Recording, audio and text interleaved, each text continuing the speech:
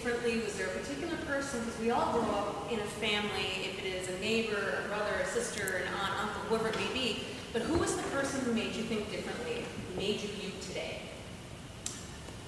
So I guess I've always was trying to figure out how to make things better that were already in existence, trying to figure out how I can make this better. So with when I working at the grocery store, it was really an inspiration around this sucks and it can be better if we use technology to allow the manager to post a schedule to a web page. That was this very simple kind of a direction on kind of what I wanted to solve. I think from like early on in my life, I was always taking things apart, trying to figure out how to make things better, trying to make things do things that they weren't supposed to do, and trying to find different ways different spins on different things that existed. From a family perspective, I had a lot of my dad had started different companies, small businesses growing up. Some worked well, some didn't work well.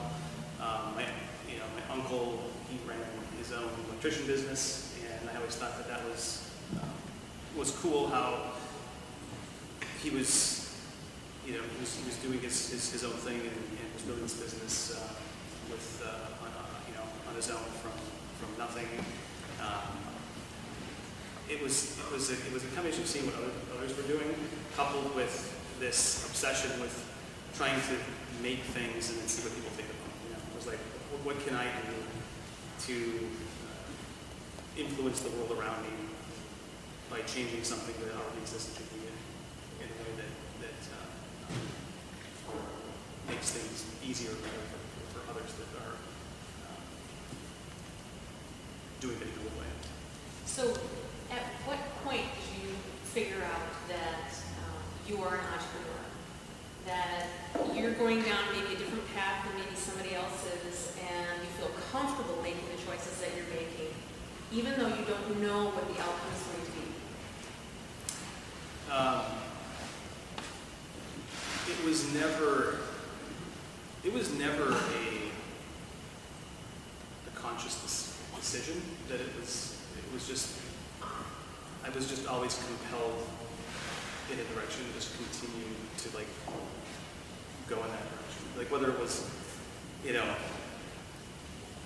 mowing lawns when I was really young, and trying to figure out how to get more people in the neighborhood or in the town I grew up in to hire me to mow their lawn, or when I started to get into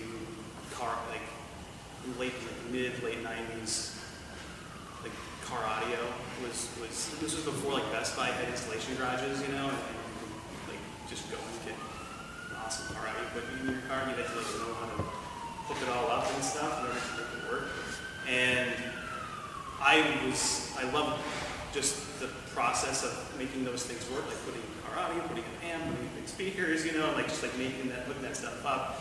And then I ended up turning that into a small business where I went into all the car audio places that were selling that kind of stuff and got business cards put in front of all the registers in Radio Shack and different sound places. And then just had people come to my house with their vehicles, and I would hook up all their stuff and then send them away. So for a while there was 1 or 2 summers where I remember my parents had me wire these strangers coming into the driveway for 3 or 4 hours with these vehicles, and then I would hook up their audio and send them on their way and make summer cash that way. So it's kind of always been this pull. It's something that I could not do. I just always was drawn towards looking at opportunities to deliver something that people would want. It's really simple as that, and that I could deliver at a quality that I thought was meaningful to me. I didn't want to do something if I didn't think it was an order of magnitude better than what they would get somewhere else or that currently existed. Yeah. Did you ever have anybody tell you that what are you doing? This is bad, and this is wrong, and this isn't, what are you thinking? You need to go get a job. I mean, did you ever have anybody that kind of said, what are you doing? I think I had a good filter on filtering that stuff out and not letting it impede what I wanted to do. I had a lot of support from a family perspective. Like the family never was negative about it. Was always supportive to the extent that I wasn't like, you know, not paying my rent and stuff. You know? I was always balancing my own cash flow to be independent with my desire to want to build a company or to do things. So I was always balancing those two things to where I would make sure that I was meeting my obligations of just being alive to like my aspirations and things that I wanted to build. And then as those things became more viable and successful, then I was able to reconsider, you know, my cash flow situation from working at, you know, Best Buy or whatever I was doing before I left that to focus on the business. No, because you were at Radio Shack, was it? And Yeah. Then, okay, and so you explain a little bit what your journey has been in the past, 10 years. So I should probably go back to more than 10 years because my first three jobs that I had was grocery store, Radio Shack, Best Buy, and that was my company. And I've been running companies since then, and that was since 2001 or 2002 that I've been able to run something that I could call my own or whatever. So when I think kind of back to what kind of brought me on that path, it started out in that grocery store, and it really started out with the impetus for wanting to work. Is working in the grocery store and having this problem with the schedule and wanting to fix it, and building this prototype that I desperately wanted the grocery store to use, so I didn't have to go into the store to check my schedule, and showing this prototype to as many people as I possibly could to see if the business would use it. Constantly getting this doesn't make any sense for us to use. It's the year 2000, so like unless the internet's for Amazon and eBay, not for running your business, like what are you going to use the internet for besides going on Amazon and going on eBay, right? And I eventually got to a point where I made a connection with the Mall of America in Bloomington, where I presented when I worked this prototype, and this was in 2001 or 2002, to the executive team at the Mall of America. I thought, this is great. This is like the most sophisticated group I could possibly get in front of that's going to really get this thing, and I can pilot it with all the folks that are employed by the mall, and we'll see how things go from there. And it didn't go well, and the two things that obviously weren't working in my favor was one thing. Well, it was three things. Some things I could have changed, other things there's no way I could have changed. One was I didn't have a very good pitch because I don't share this part of it that often, but I came into that pitch completely focused on solving the problem for the employees and not for the business. So I was completely predicating my entire story on what my work was to help employees, because that was the pain point that I founded the company on. And they're like, well, you want us to pay for this? But how does it help the business, right? And obviously there's 1,000 different ways that it helps the business, but I hadn't come to the table with what those things were because I was solving it for the employee. That I could have fixed if I was, with experience and that sort of thing, if I would have had a better handle. The second thing was the idea of using the internet to do anything besides go on eBay or Amazon or search for things on Yahoo wasn't on the tips of everyone's tongue. It wasn't, the idea of using the internet to solve a business problem wasn't that scale to where it was, where it's now, or where it was even 10 years ago. And then the third thing, and this was the thing that absolutely there's no way that I was going to be able to fix this no matter what, is the connected nature of the workforce, the hourly workforce, people working hourly jobs, working at Best Buy, working at Radio Shack, working at grocery stores, like the jobs I had that I was working. There was economic barriers in terms of connectivity. Not everybody had computers in their house in 2001. Not everybody had high-speed internet connected to their house in 2001. So one of the executives in this meeting said, "Chad, this is a cool idea, but with the Mall of America, most of our employees, it's custodial, janitorial, security, and a lot of them they don't have computers in their home, let alone internet. If they need to go online to do something, they go to the library. So why wouldn't they just come into the mall to check their work schedule if they're going to have to go to the library to check their schedule on whatever you're pitching?" And then that was kind of the nail in the coffin where I parked it. I parked the whole thing for 10 years. And that was the example. Did anybody tell you you couldn't do something? It was real businesses that told me I couldn't do it. Right. It wasn't family or friends that told me. It was like legitimate people that I wanted to actually use it. So that was the nail in the coffin. And I put it on the shelf, and then I started doing consulting and started applying what I had learned and applying my passion for technology and building things with the internet to providing services to businesses that wanted to hire me to build websites, to build applications, and that sort of thing. And started that company initially while working at Best Buy, and then I ended up meeting a couple of guys that were running a media company, like a small digital media company that were doing video production and 3D animation services, and I was doing this digital marketing stuff, and started working with them, and eventually we teamed up and came through this digital agency up until I ended up leaving to focus on wanting work in 2010, 2011. So after parking when I work, 1 or 2, starting a consulting company, doing that for about 10 years, growing that to about 15 employees, doing web development, video production, app development for companies that were hiring for that.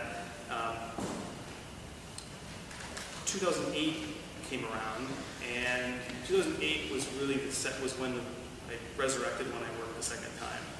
And there was 2 things that were the missing ingredients from earlier that kind of manifest themselves in 2008. And there was something new that was at the table in 2008 that I hadn't even, obviously, I don't think any of us would have really been able to imagine 10 years earlier, and that was mobile. So in 2008, the connected problem was gone. It didn't matter, what your economic status was. Pretty much everybody was connected to the internet in their home to the extent that it was at scale. And mobile had been, the iPhone had been out for about a year, and it was very obvious that was going to be a primary platform for delivering information. So started working on a second prototype in 2008 with myself and Dan, who you saw in the video, and another person was working at the agency. And we worked on the second prototype from 2008 to 2010, and then brought when I went to market in 2010 to a group of a number of patient businesses that we had been telling we were going to have this thing for 2 years. And that was really the initiation of the second iteration. But also 2013, the Minnesota Cup.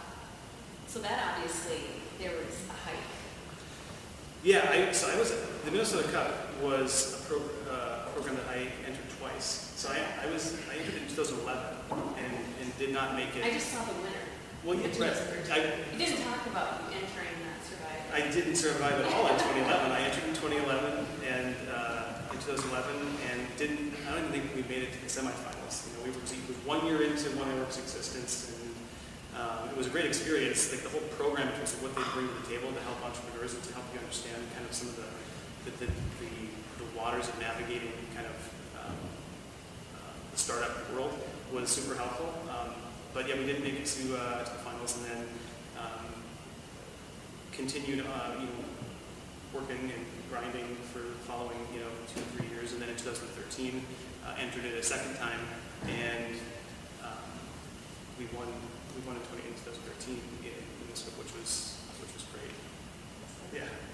So it's kind of interesting whenever you see pictures of Chad, there's something that's always there, and so I just wanted him to, explain to us what is this thing that is behind your ear and why is it there?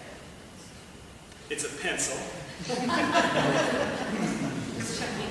And it originates from the grocery store. Because in the grocery store, we always were. I didn't actually create the schedule, but we had to do audits and do inventory, and we were always had to take notes in terms of what was on the shelf and go to the stock room and get what we needed to fill the shelf up. So that was ultimately when I first started using a pencil and found a good location to keep it convenient. And then when I got into the creative and got into the agency, it kind of manifested itself again in just being something convenient to do all of the SketchUps and mock-ups and diagrams and UI flows and everything else, and then it just kind of hung on. So that's it's a pencil, and it's functional.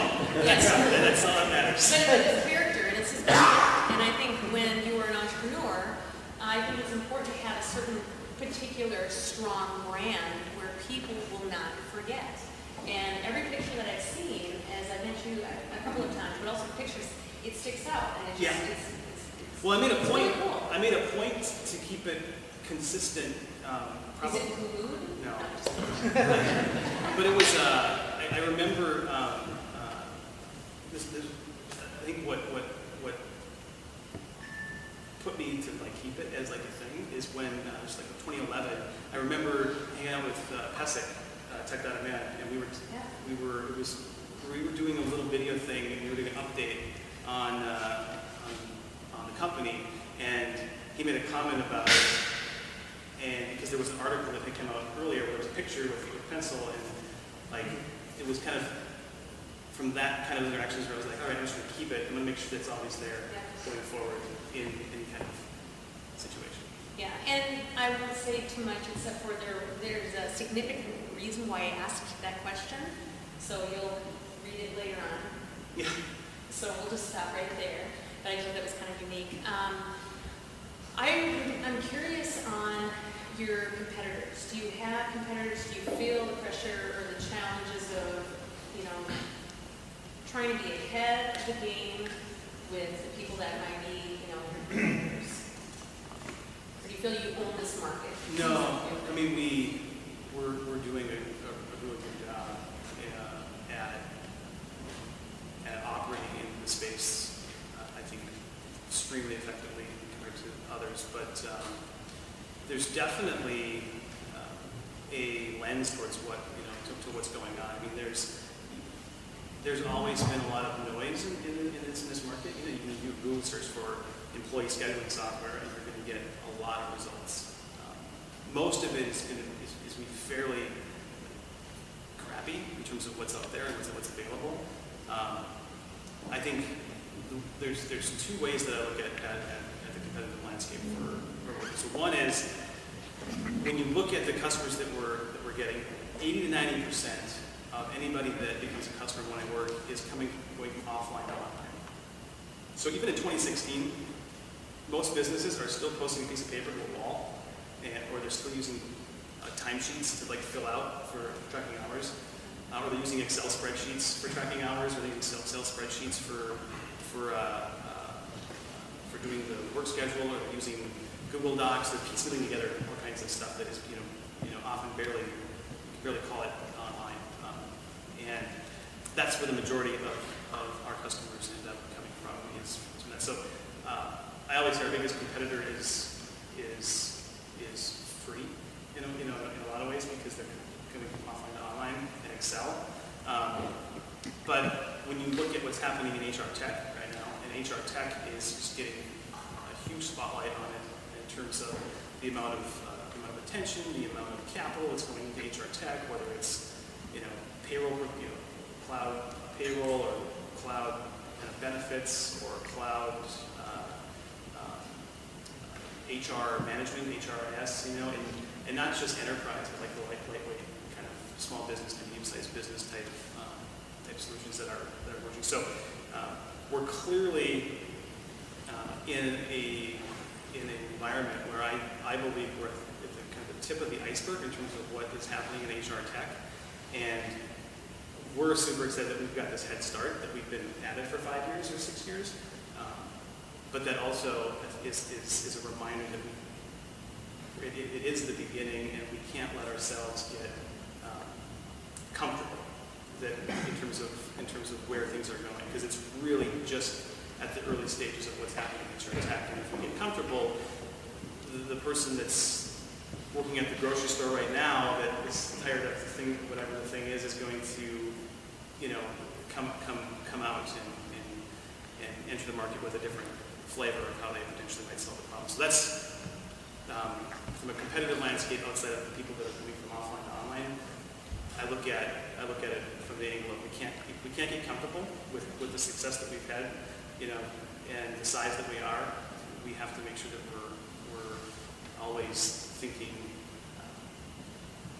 innovatively and never getting comfortable with where we are, because it is just the beginning of what's happening in HR tech. Right.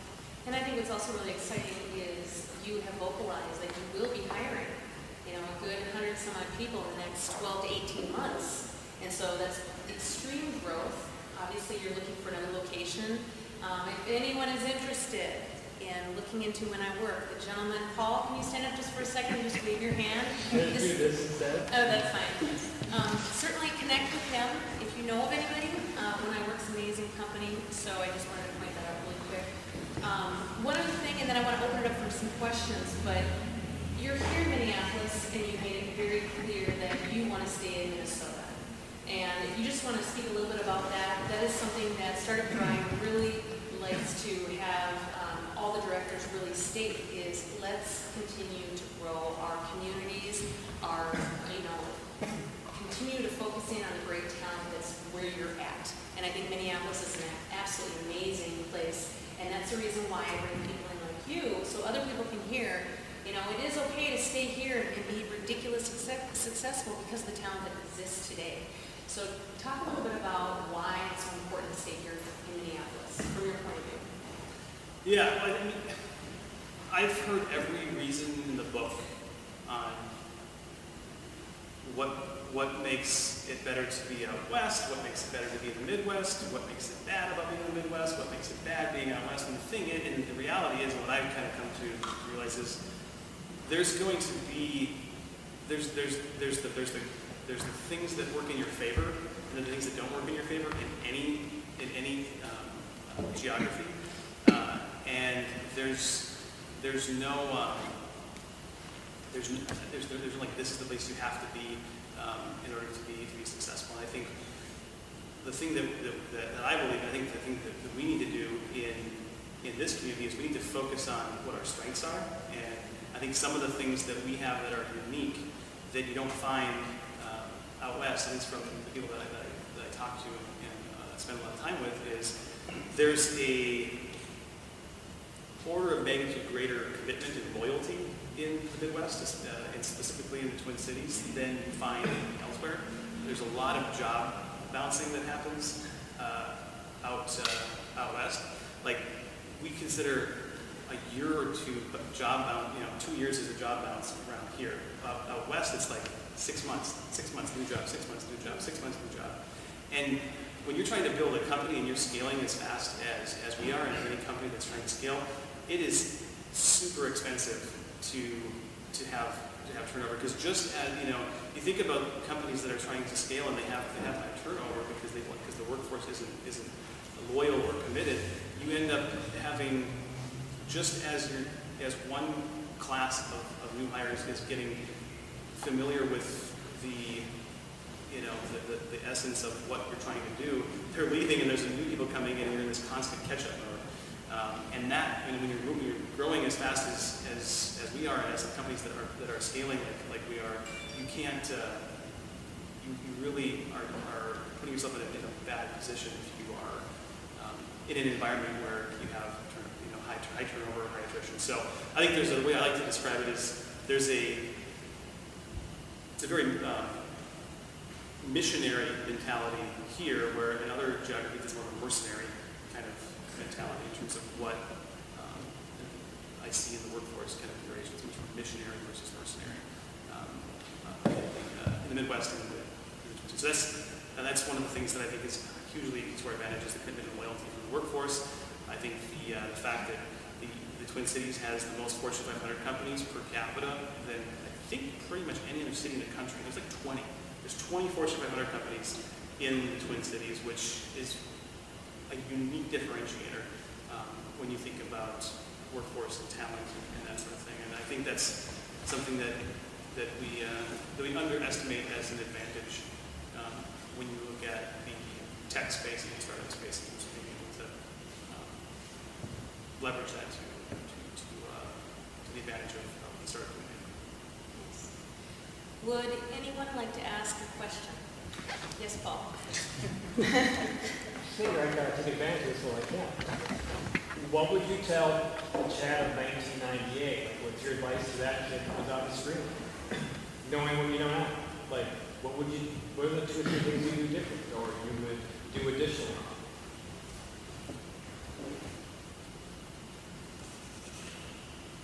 It's stump your boss time. Yeah.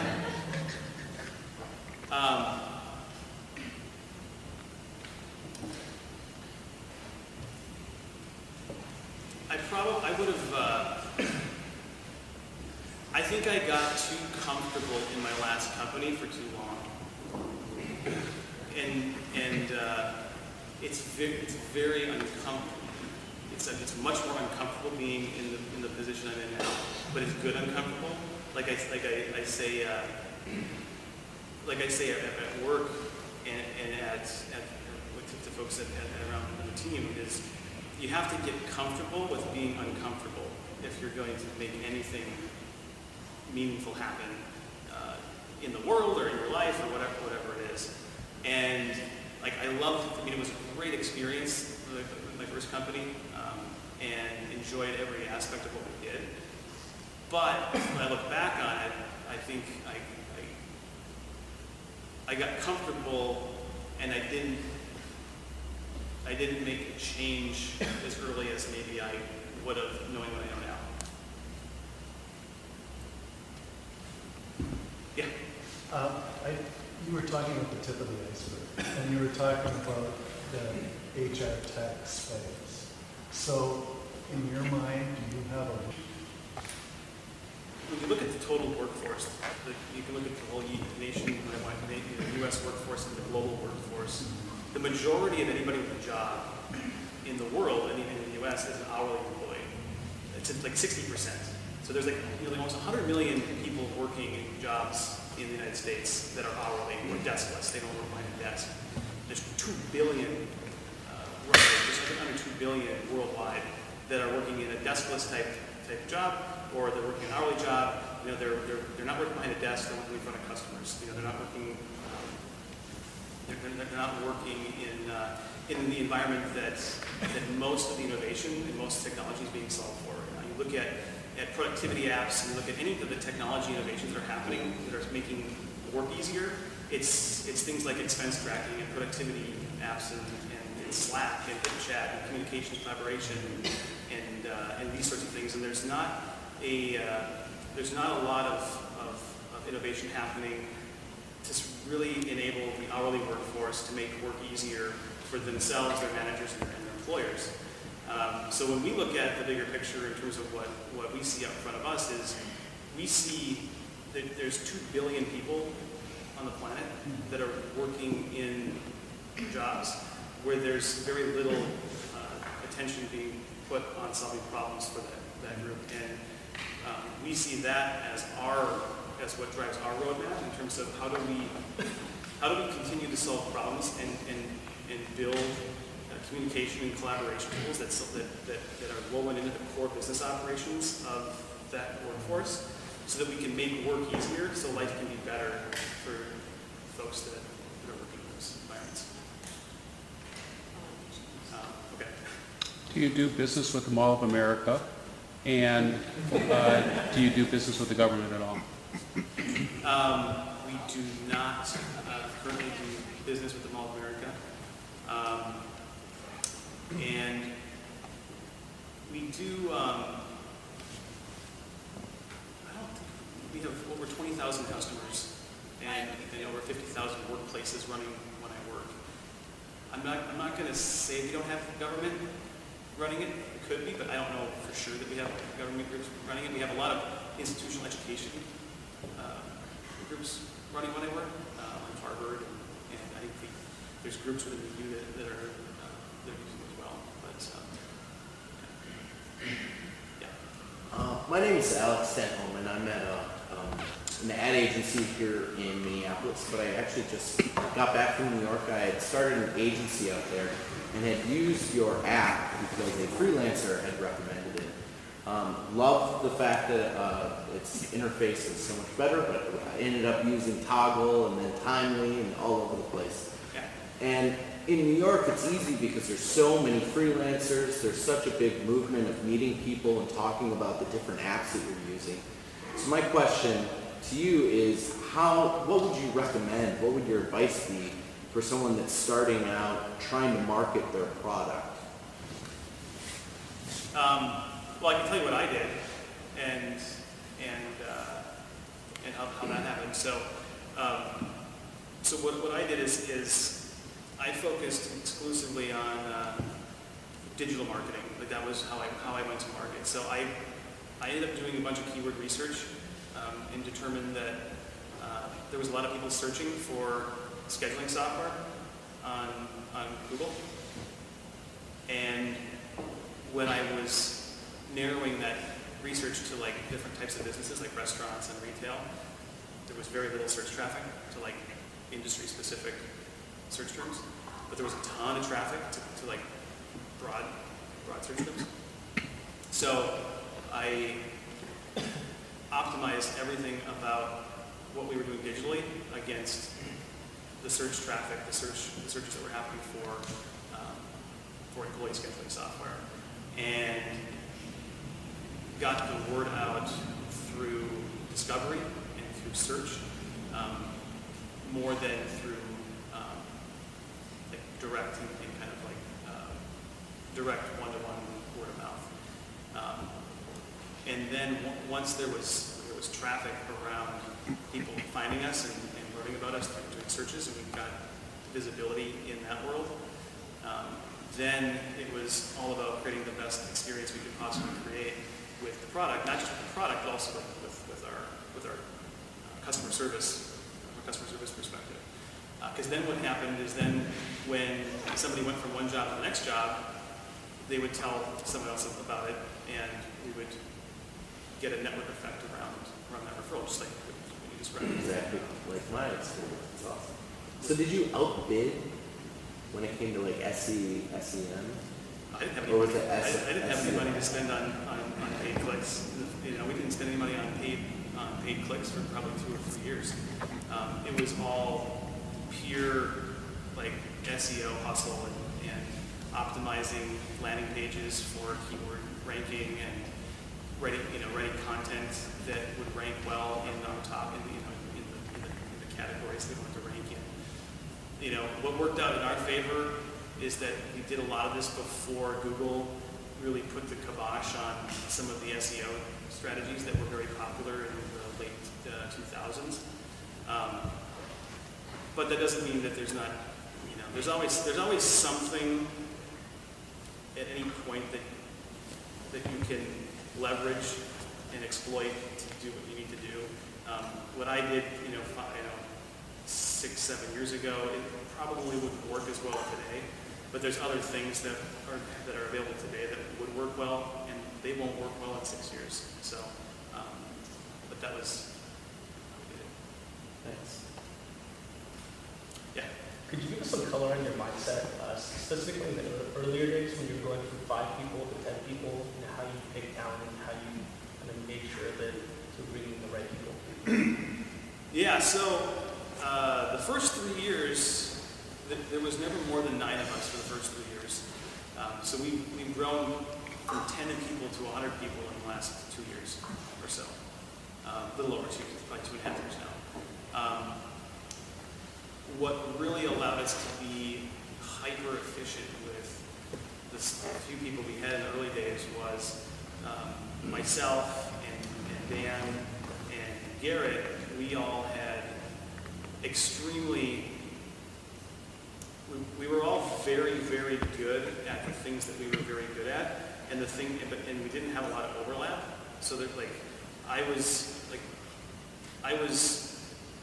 digital marketing was like my thing. Like that's what I was really good at was demand gen, getting eyeballs to the websites, figuring out how to drive traffic and how to optimize the traffic to get the actions that I wanted from the traffic that was coming in, and establishing the customer experience and the product experience.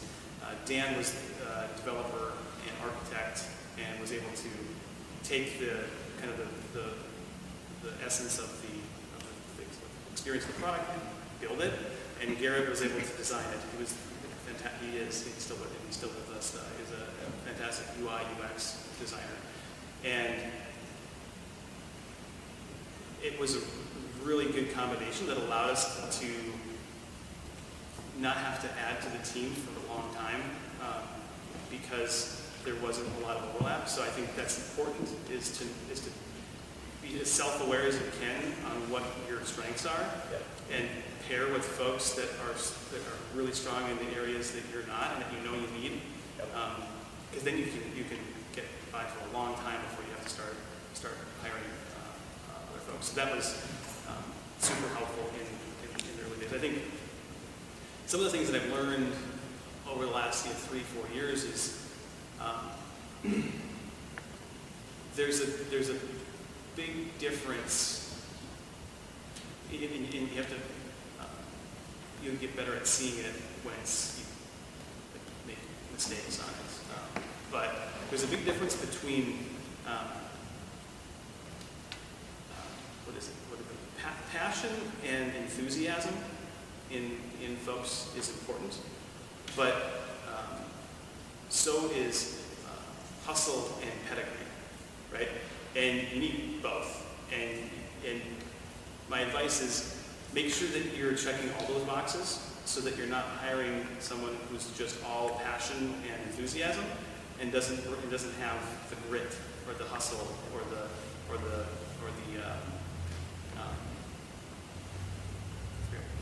last one I said was, but you know what I mean? Like they got pedigree, pedigree experience, right? And what I did learn is the folks that are the folks that have a lot of pedigree, that are super experienced, that come from a background where they've been there and done that, they are not necessarily going to wear their enthusiasm and passion on their sleeve as readily as someone who doesn't have that experience. And you have to peel back the layers to determine what is there. Gotcha. Okay. And when did you start bringing in sales team? Or I imagine you were doing founder sales really to start because you understood your product was. When did you start to build that sales force? We started to invest in sales strategically probably a little over a year ago or so. Is when we got strategic about it. We had a small team before that, but we got serious about it probably about 18 months ago or so, I'd say. Yeah, that's about right. Before that, the whole kind of foundation of the go-to-market of our product is very self-service. Sign up for a free trial, discover it, use it, buy it, and go. And as we evolved in our kind of user acquisition strategy, and we started to kind of see what the opportunity was with providing a no-touch, low-touch, and high-touch strategy. We saw what the impact of that could be, and then we started to invest in building out a sales strategy. So sales strategy came later for us than I think a lot of companies. I think sales ends up being very early on, and then marketing comes later, and that sort of thing.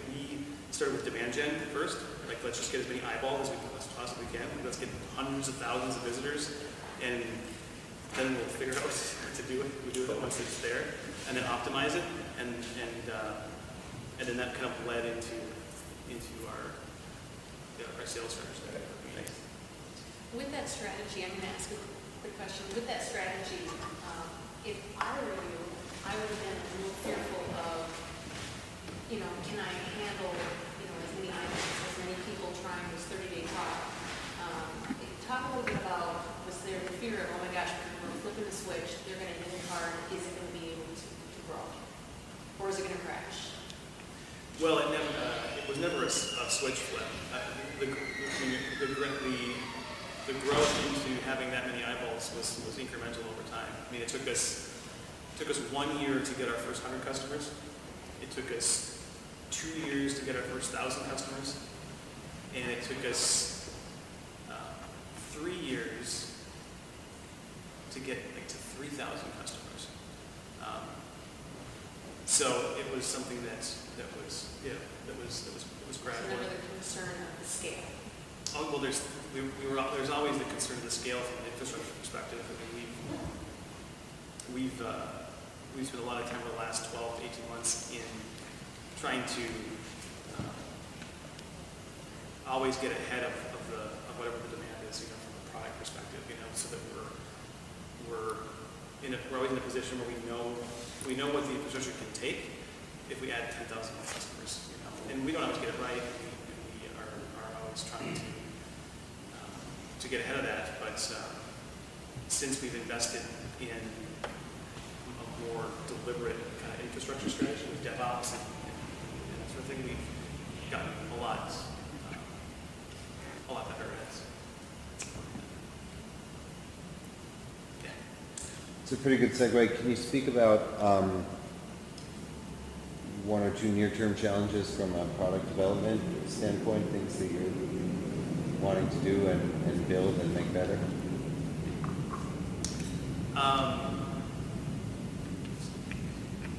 Yeah, I mean, we want to double down on communication and collaboration in the product. We've always had communication and collaboration as the kind of the foundation of what's sewn into the fabric of whatever problems we're solving. So scheduling, time tracking, attendance, the things that I think have allowed us to be as successful as we have is that we predicate anything we're building on communication and collaboration. So that's, that could mean getting your schedule, communicating that to you one way, being able to, when you're trading shifts, having communication with your coworkers about trading shifts, and communicating with your manager about requesting time off, and all the things that go, forgetting to clock in, getting a reminder that you forgot to clock in or you forgot to clock out, or notifying the manager when someone misses a shift so the manager can find someone to fill that shift. And just having communication, collaboration be woven into all those kind of business operations. And we think that the opportunity is to continue to invest in that, so that whenever we build next to enhance the core products, that communication, collaboration is key to that. Because at the end of the day, the subtle difference in how we're approaching the problems we solve compared to how I think others in the space are solving them is we focus on communication and collaboration just above compliance and control. And I think in workforce management software, it's often compliance and control that is up here, and then communication and collaboration is way down here. So we try to bring them to equal levels, but always with an eye towards communication and collaboration. Because if we make communication and collaboration better for employees and managers, all the business ROI stuff takes care of itself, and that becomes easier. So that's where we'll bet. And we want to be able to add more value to our end users that we have. We have 2 million employees on our platform since we started, and we want to find ways to continue to add value to those users, whether they're on the job, off the job, or between jobs. I have two different questions. One, how do you feel, because you seem kind of like a creator to me, how do you feel kind of fluctuating into the CEO role? And how's that working out for you? And then my second question is, in regards to your long-term goals, are you planning to extend this into like a broader market, or are you planning like an exit strategy to build something else amazing and awesome? So, the transition into the first question around transitioning into this role, it's been the most transformative over the last probably 12 to 24 months. I think what I've learned that is the thing that I know is going to enable me to be successful in this role is to hire really smart people and to surround myself with folks that I can hand the keys to the car off to and feel really good that they've got the keys to the car on this thing or on that thing. I've also learned that specialization is super important, and you can't always hire specialization in the beginning, because you just don't have a good Can't hire. can't do it. But what I do know as I look ahead is the more refined and laser focused that folks on the team are on specific areas, the faster we'll be able to move, the more comfortable it's going to be for me handing the keys to the car to different folks, because it's within a more kind of focused environment, and I think that's what's going to be. I think that allows me to continue to feel rewarded in this role where I'm not as hands-on with the day-to-day. And so far, I think it's going well. I've obviously got a lot of work to do on it, but being involved on the front end and tail end of things is just as rewarding as being involved on everything in between for me. And that was probably one thing that I was worried about, is am I going to feel as rewarded in what we're building and delivering if I'm not involved in the whole 1 to 100%? But as long as I'm part of the first 10%, the last 10%, I'm good to go on that. And your second question was, Are you kind of staying in this area, or? so the market that we're talking about is huge. It's 2 billion people. It doesn't get any bigger than that. So our focus is always going to remain focused on the hourly workforce and how we enable the hourly workforce from an employer and employee perspective to work better together and solve all the problems around that. When we look at the mission or the exit strategy, or however you want to phrase that, I look at the goal as being connecting the entire hourly workforce to our platform. If we are able to successfully connect at scale millions and millions and billions of people to our platform at some point, then that's what success looks like. And that's what we continue to march towards. Anything else that happens as a result is just a result. It's not necessarily an exit or a destination. The destination is how do we connect as many people as we can to the platform to help them in the areas that they want to be helpful. Yeah. When you said you're trying to add 100 people this year, and you have about 200 now. So how are you going to double your team in a year without losing your culture or your existing team?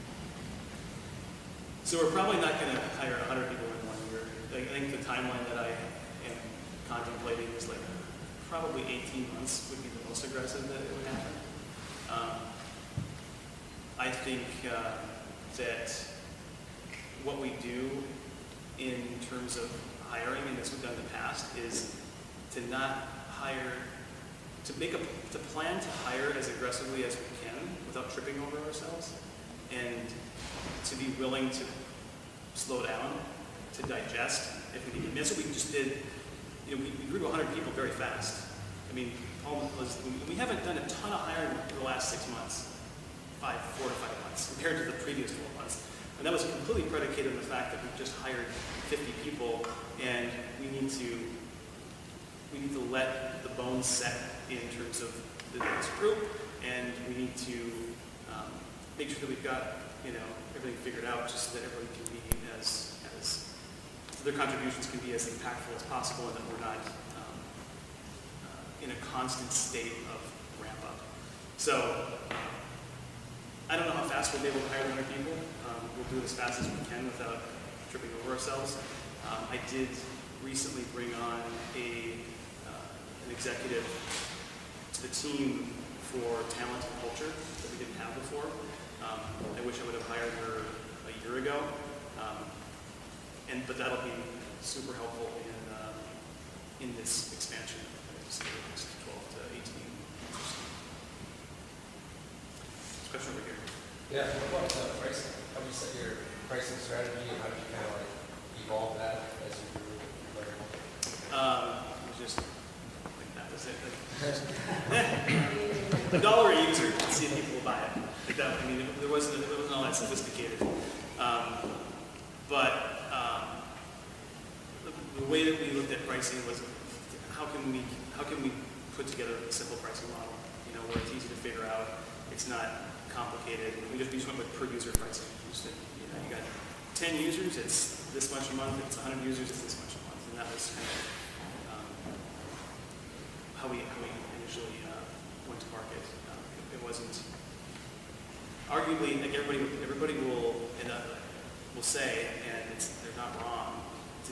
You usually underprice when you start. We're probably still underpriced to some degree, but it wasn't a sophisticated process. It was just picking a number and seeing what would happen.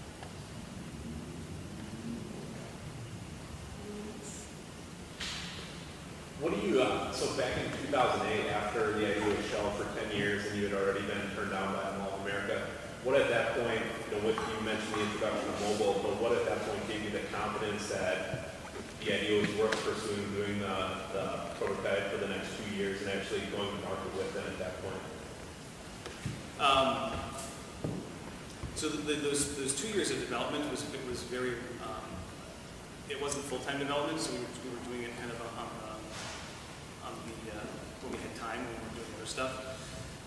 The thing that kept us going, and that kept me going, at the end of the day was the customers that we got.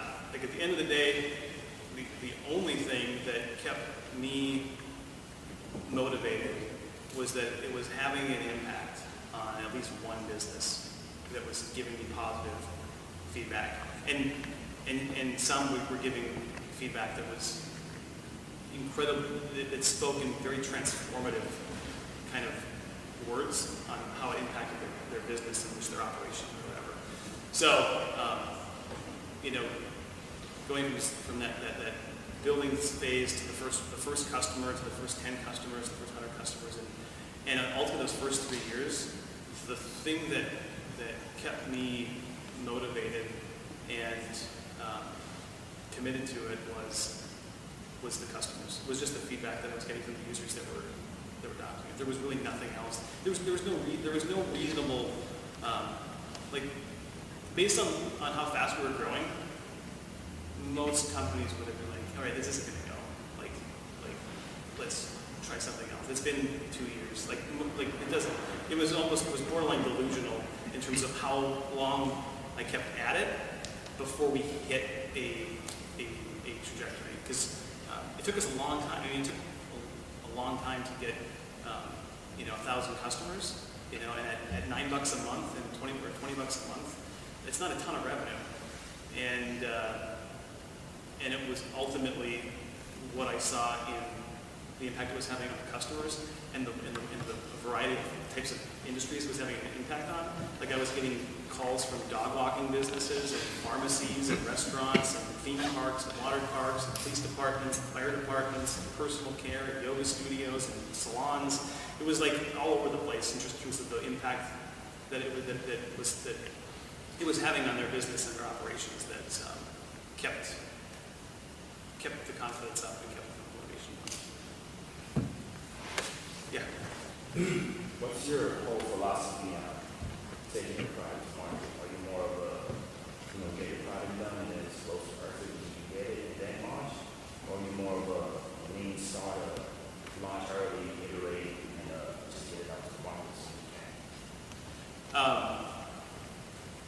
Put something together and see what people think of it. I mean, that's my philosophy is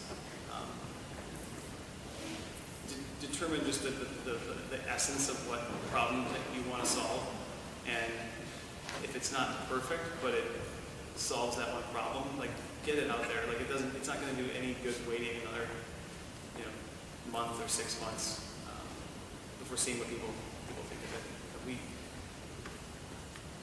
What we brought to market was, looking back initially, was pretty rough around the edges. But it validated a lot of things that teed us up for a lot of other things that we did. Yeah, so fast to market. It's kind of piggyback on Ms. Donovan's question about how all the people were talking about apps and what they were using. Anecdotally, I ran into a guy at a coffee shop when I worked this year, and I probably noticed the guy wasn't coming to this event, but he was super passionate about it, right? And he was an employee there, and he would tell his friends. Is there a strategy that you have internally around these kind of brand ambassadors?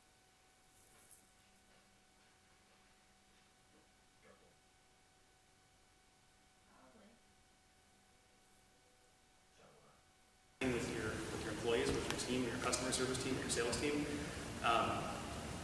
that's not going to happen. So we put a lot of obsession on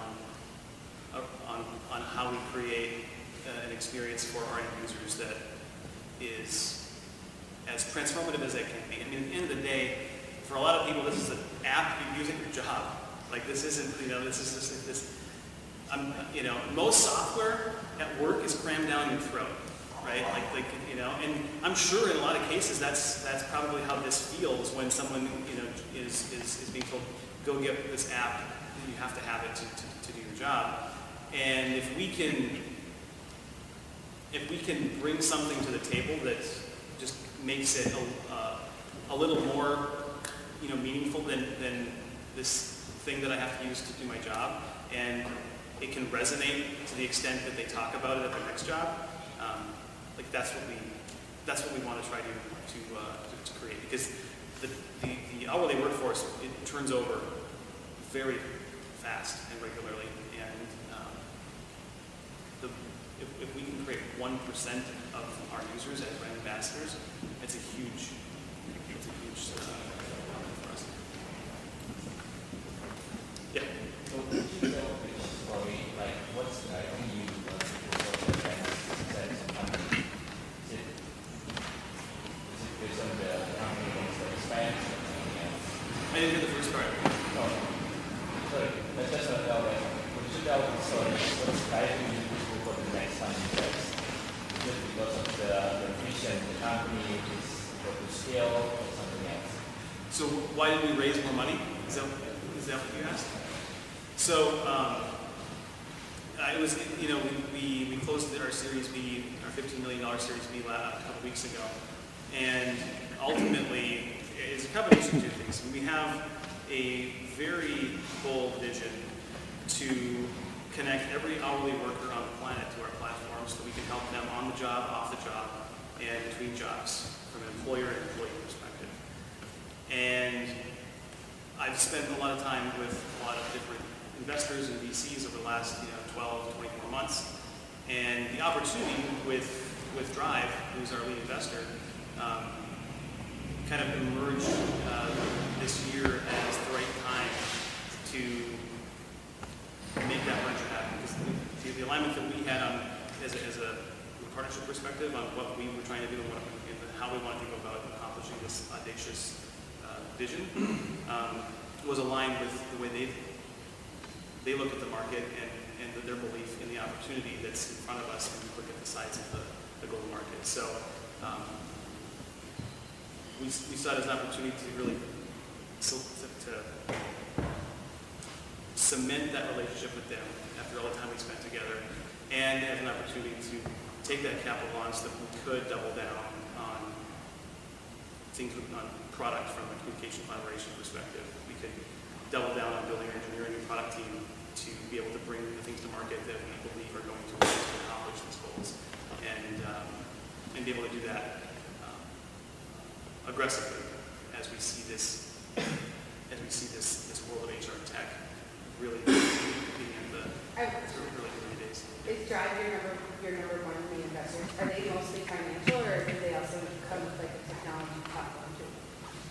They come with a ton of value. Like, I mean, the guys that are from Drive, I mean, they were the first investors into LinkedIn. They, the Nick, who's Five by Microsoft today. right, Nick Solero, who's on our board, he comes from Google. He was part of the original Android team at Google. So they bring a lot of value and perspective in terms of how we think about solving problems and scaling the business at this new stage. And from a talent perspective, they in particular are very good at helping us connect with talent that is outside of the Twin Cities, that has connections to the Twin Cities, which is pretty cool. I have a question. Yeah. So my question is that when you and your team were setting your competition in your niche, did you veer away from it, or did you utilize some of these skills to benefit yourself? I didn't get the first part. So when you study your competition, yep, and going through like the niche and stuff, and you guys have a competition like the customers, did you learn from your competition? Did you take some of their ideas and utilize to yourself? You know, we didn't really, because when we started, part of the observation was that everything was just awful. Like there was nothing that was any good at all in the market. The only things that were available that were supposed to solve this problem was like big enterprise type systems that required a lot of implementation and IT resources. They were just clumsy and clunky and terrible. So we deliberately didn't really pay a lot of attention. We really focused on how would we solve this problem based on our experience working in an hourly job. Because at the end of the day, I think one of the things that allowed us to have a good perspective is that none of us had a background in managing an hourly workforce. Like we all had worked hourly jobs before. Like I worked in a grocery store, retail, and that sort of thing. I never managed hourly work before. I never managed a restaurant before.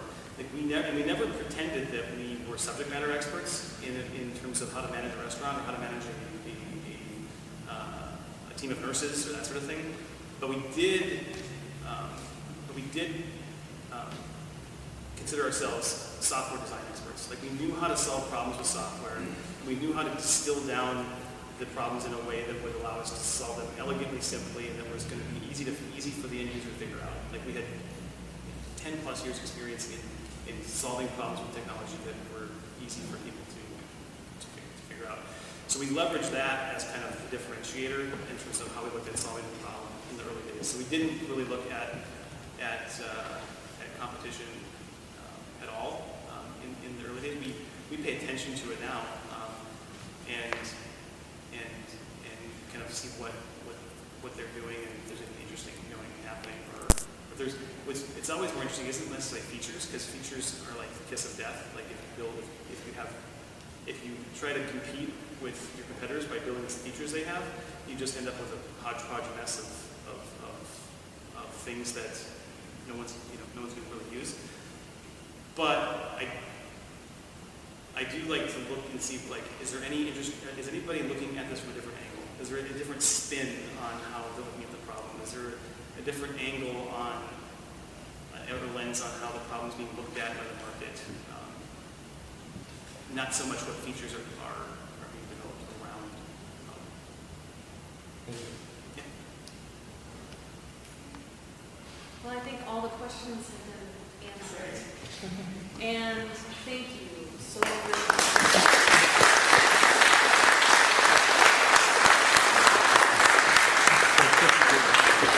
Wait, I got one quick question. It just came up. Yes. What's your whole perspective on fundraising? What's my perspective on it? I mean, yeah, your advice. Everybody fantasizes around fundraising.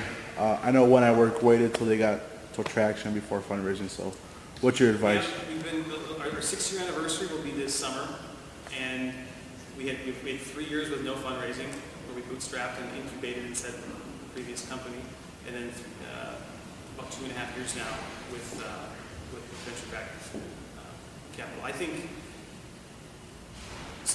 my perspective, and I only have one experience to really reflect on, which was raising capital for a business. I think that waiting as long as we did was absolutely critical to be in the position we're in now. If we would have, which we maybe could have, raised earlier, I think it would have distracted us from solving customers' problems. Because then we'd be figuring out how we're going to spend money, not make money, and there'd be the pressure of getting traction, from the investors. There'd be the pressure around a lot of things that once we had traction, there was a strong foundation in place that it would take a lot to screw it up.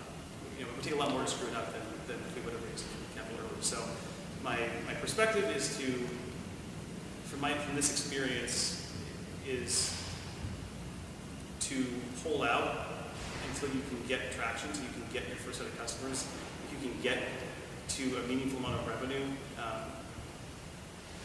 before you end up doing that. Like, it's a much better position to be in, because then you obviously have more opportunity in terms of who you decide to partner with from an investor perspective, and you're already at a product market fit kind of stage that it's going to be harder to screw it up by the pressure of what comes with having outside capital in play. So bootstrap as long as you can. Yeah. So when did you finally issue yourself a paycheck? What's that? When did you finally issue yourself your first paycheck? Well, my previous company, like the service company, like we were like that company was is and still exists today, and we were doing well. Like we had dozens and dozens of great clients. We were doing a lot of great work.